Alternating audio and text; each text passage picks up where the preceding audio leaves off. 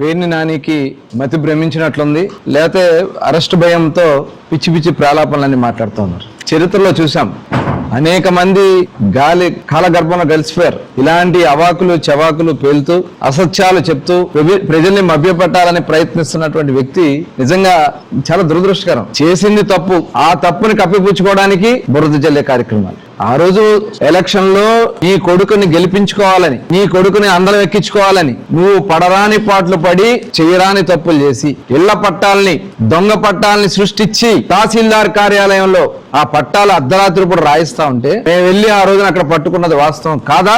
ఆ రోజున్నటువంటి జేసీ గారు వచ్చింది వాస్తవం కాదా? ఈ రోజున్న జేసీ గారు జేసీ గారే. ఆ రోజున మేము ఆఫీస్ ముందు పడుకున్నాం, ఆ పట్టాలు కట్టలు పట్టుకుని నీ అనుయాయులు పారిపోయినటువంటి పరిస్థితులు ఉండే వాళ్ళని పట్టుకొచ్చాం. ఇవన్నీ వాస్తవం కాదా? పారిపోవాల్సిన అవసరం ఉంది. స్ట్రీట్ ఫీల్డ్ చెప్తావు, స్ట్రీట్ ఫీల్డ్ పట్టాలు ఇస్తే తప్పేంటి అంటావు. ఎన్నికల్లో నీ కొడుకుని గెలిపించుకోవాలని చెప్పి దొంగ పట్టాలు సృష్టించి అవన్నీ కూడా బయటకు వచ్చి దాని మీద విచారణ జరుగుతా ఉంటే ఇవాళ గజ గజ గజ గజ ఉనికిపోతా ఉన్నాడు. పారిపోయారు, తండ్రి కొడుకులు ఇద్దరు ఇల్లు వదిలిపెట్టి పారిపోయారు.